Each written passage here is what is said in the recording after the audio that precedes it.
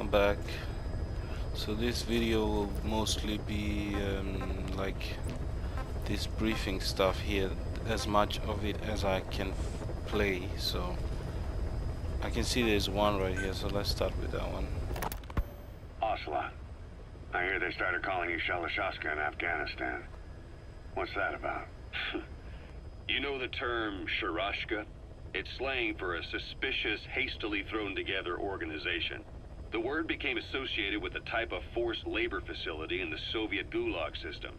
OKB scientists and engineers who'd been convicted of crimes were sent to a Sharashka for forced R&D. The Sharashkas were supervised by Lavrenti Beria of the NKVD, the secret police, under the official name 4th Special Department. Forced research? That's not very different from what we do here. Diamond Dogs is different. Everyone here believes in you. Regardless of where they came from or why they're here, they revere you. And they're fighting because it was their choice. And if it wasn't, they'd leave? Who knows? That's our reality here, whether it's real or not. If there's another truth, I don't want to know it. All that matters is that's the concept that's taken shape in their heads. The traces of a group ideology, our superstructure, to put it in Marxist terms. All right. Go on. Right. So anyway, at some point the enemy started calling me Sharashka. This was after the war in Afghanistan broke out. While I was keeping an eye on you in that hospital, I was also heading up interrogations here. The men I broke gave up their comrades and families, everything they wanted to protect them most. No real cause for it. I just let myself get caught up in the old Russian pride. And suddenly I received the honor of becoming Special Interrogation Advisor to the forced labor camps. But the more men I interrogated, the more people saw me as just that, the interrogator. It helped cover my real objective of keeping you safe. You went that far for me? Far enough to keep you alive. I ended up being pretty well known among the Afghan guerrillas. Some of them would have seen me on the battlefield, and that's how I got the second half of the name. Shashka. It's a sword, a type of saber from the Caucasus. Russian dragoons and Cossacks carried them into battle. Now, the Russian Empire had a general by the name of Fyodor Arturovich Keller. His bravery earned him the nickname Russia's greatest Shashka. Someone must have known about that, because somewhere along the line, Shashka got stuck on the end of Sharashka. The guerrillas were using the name amongst themselves, and by the time I got to hearing about it, pronunciation had wound up as Shalashashka. So, half Gulag, half Hero Sword. It was a perfect fit. But you see how rumors and ideas about people can get out of hand fast.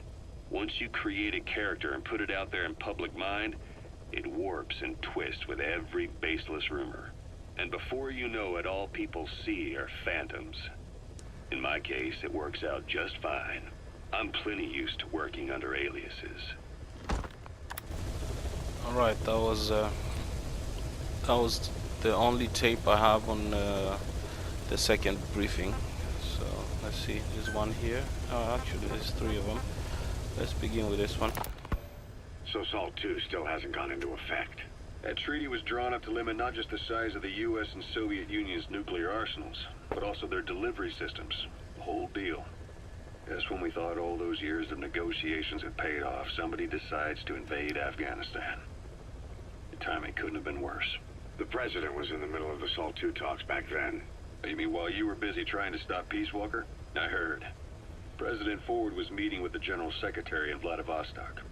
In his absence, the political brass in America detected what they didn't realize was false nuclear launch data from Peace Walker. They were on the verge of ordering a retaliatory nuclear strike. Coleman's big idea? Humans are incapable of destroying themselves. Turns out he never knew what humans are capable of. If that AI, the boss, hadn't found a way to stop the fake data transmission, they probably would have gone ahead with the launch. Deterrence was revealed as the pipe dream it was. All thanks to you. And her. The U.S.-Soviet talks looked set to fall through.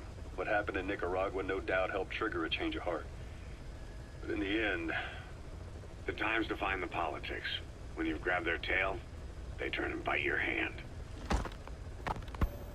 I first met you 20 years ago now. The place was Selenouyarsk in the Soviet Union. We were enemies. I was with the GRU. You were still fighting for America. 1964. Operation Snake Eater. Its objective? The assassination of the legendary soldier known as the Boss. When you returned home successful, they awarded you the title Big Boss. Your CO, Zero, sought to carry on the boss's will by covertly establishing his own organization. You knew the original members from Operation Snake Eater. From America, there was David O, or as he was to you, Major Zero. Donald Anderson, aka Sigint, Dr. Clark, who went by paramedic during the operation, and the fourth, you. From China, there was Eva, and me, Ocelot, from the Soviet Union. 6 in total. To us, government notions of friend and foe were meaningless. As were East and West, we joined forces by our will alone. Our objective was to fulfill the boss's dying wish, to make the world one.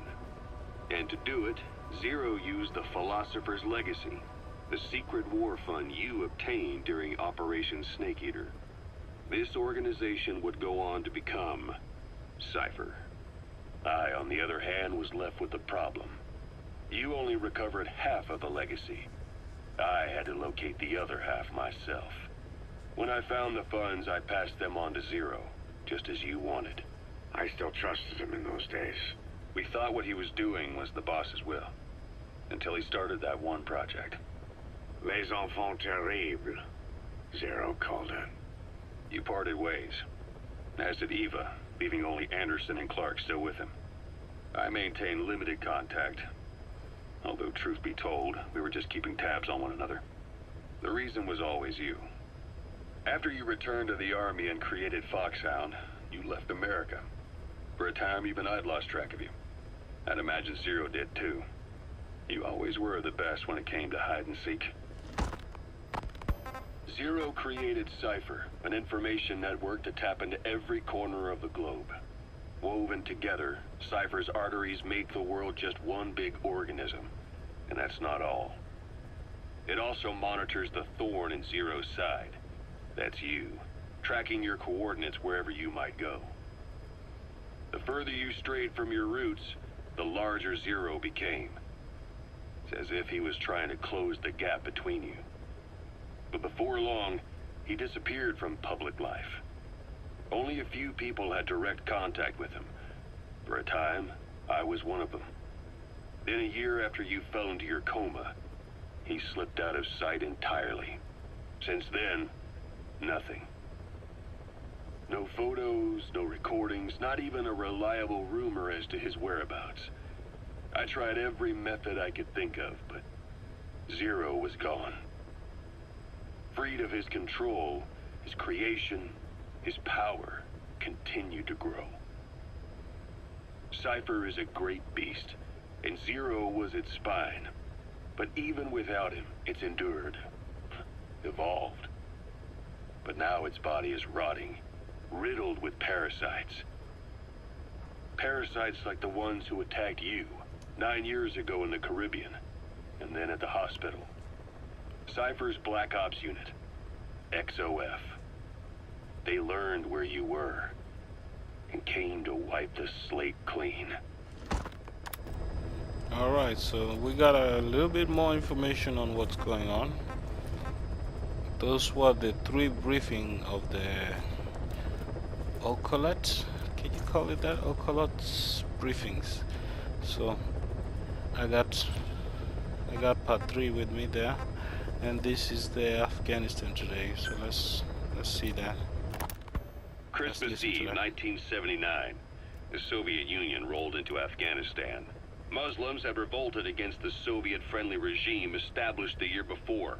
The DRA forces could no longer contain it themselves, so the Soviets went in to intervene. The Afghan government was powerless and fraught with infighting. They lost the hearts and minds of the people, and that alarmed the Soviet leadership. With the Islamic Revolution happening in Iran, the Soviets felt they had to act fast or risk the spread of Islamic revivalism. superpower, sending a motorized rifle division against men on horseback with antique rifles. Everyone thought it'd be over in an instant, only it wasn't. Some Muslims made their fight a jihad, a holy war, and began a guerrilla campaign on all fronts. A war of attrition. These fighters call themselves Mujahideen. They're being supported by the West through Pakistan. That's why Miller was involved. He was training them near the Zero Line, sponsored by the CIA. The war has become a nightmare for the Soviet troops stationed here. They thought they'd be headed home in 6 months at the most. Then a year passed. 2 years. Now here we are 4 years on with no exit in sight. Afghanistan has become the Soviet Union's Vietnam. The Soviet troops on the ground want to go home, but at least they have homes to go back to. The Afghans have lost theirs. The Soviets destroy the kishlaks, villages, wherever they can.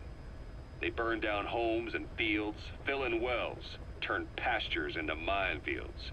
It's created a mass of refugees who fled to Pakistan.